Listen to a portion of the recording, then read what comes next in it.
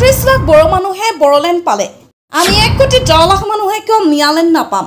বড়ো মানুহে যদি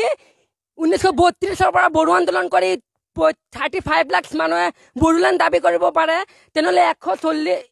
1 কোটি 40 লাখ মিয়া মানুহে মিয়ালেণ্ডো দাবী কৰিব পাৰে ইনাৰ মিয়ালেণ্ডক লৈ উত্তাল ৰাজ্য উচ্ছেদ কাৰ্য অব্যাহত থকাৰ মাজতে মিয়ালেণ্ড গঠনৰ দাবী যদি এবাৰ চৰকাৰ যদি আমাক পুনৰ সংস্থাপন নিদিয়ে তেনেহলে চৰকাৰে ডাঙৰ বৃহৎ গণ আন্দোলনৰ সন্মুখীন হ'ব লাগিব ৰিয়ামঘাটত চলি আছে উচ্ছেদ অভিযান বৃহস্পতিবাৰে উচ্ছেদ অভিযানৰ তৃতীয়টো দিন উচ্ছেদ কাৰ্য অব্যাহত থকাৰ মাজতে বুধবাৰে মিয়ালেণ্ড গঠনৰ দাবী তুলিছিল একাংশ উচ্ছেদিত লোকে 35 লাখ মানুহে বড়োলেণ্ড দাবী কৰিব পাৰে 1 কোটি 40 লাখ মিয়া মানুহে মিয়ালেণ্ডো দাবী কৰিব পাৰে মঙলবাৰে মন্তব্য কৰিছিল ৰিয়ামঘাটৰ ৰেংমা বনাঞ্চল বেদখল কৰা এজন যুৱকে তাৰ পিছতে সংবাদ মাধ্যমত এই মন্তব্যক লৈ লাগিছিল তুলপাৰ মিয়া ছাত্ৰাকৃত পৰিষদ আৰু মিয়ালেণ্ডৰ দাবী জনাবলৈ হুংকাৰ প্ৰদান কৰিছিল বেদখলকাৰী যুৱকজনে ইয়াৰ পৰি অসমৰ মুখ্যমন্ত্ৰী ডক্টৰ হিমন্ত বিশ্ব শৰ্মাক ক্ষমতাৰ গাদীৰ পৰা চুচুৰাই নমোৱাৰ হুংকাৰ প্ৰদান কৰিছিল যুৱকজনে ইয়াৰ পৰি একেটা দাবীৰে মিয়া ছাত্ৰ পৰিষদে সমগ্ৰ অসমৰ লগতে দিল্লী ভাৰতবৰ্ষ কপাই তোলাৰো হুংকাৰ প্ৰদান কৰিছিল উল্লেখ্য যে নামনি অসমত হোৱা উচ্ছেদৰ সময়ত উচ্ছেদিত লোক আৰু প্ৰশাসনৰ মাজত সৃষ্টি হৈছিল সংঘাত এই সংঘাতে ভয়াবহ ৰূপ ধাৰণ কৰিছিল বিশেষকৈ গোৱালপাৰাৰ পাইকানত উচ্ছেদিত জনতাৰ আক্ৰমণত আঘাতপ্ৰাপ্ত হৈছিল আৰক্ষীৰ লোক বিপৰীতে গোলাঘাটৰ ৰিয়ামঘাটত দেখা গৈছে এখন বিপৰীত ছবি উচ্ছেদিত লোকসকলে মিয়ালেণ্ডৰ দাবী তুলিলেও শান্তিপূৰ্ণভাৱে চলি আছে উচ্ছেদৰ কাৰ্যসূচী লগতে উক্ত ঘটনাক লৈ মুখ্যমন্ত্ৰী হিমন্ত বিশ্ব শৰ্মাই প্ৰতিক্ৰিয়া প্ৰকাশ কৰিছে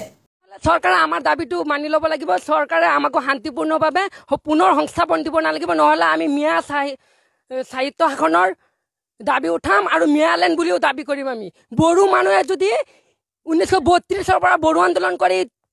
35 লাখ মানুহে বড়োলেণ্ড দাবী কৰিব পাৰে তেনেহলে 1 কোটি 40 লাখ মিয়া মানুহে মিয়ালেণ্ডো দাবী কৰিব পাৰে যদি এবাৰ চৰকাৰ যদি আমাক পুনৰ সংস্থাপন নিদিয়ে তেনেহলে চৰকাৰে ডাঙৰ বৃহৎ গণ আন্দোলনৰ সন্মুখীন হ'ব লাগিব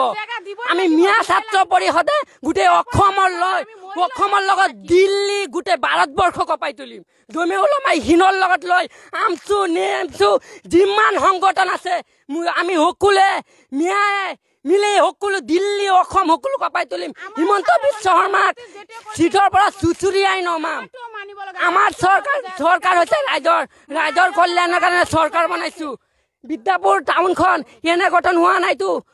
50 বছৰত এখন সভ্যতা গঠন হৈছে আমি 2000 বছৰ আগৰ সভ্যতা পঢ়ি আছো এখন সভ্যতা গঠন কৰিবলৈ এখন বাণিজ্য কেন্দ্ৰ গঠন কৰিবলৈ হলে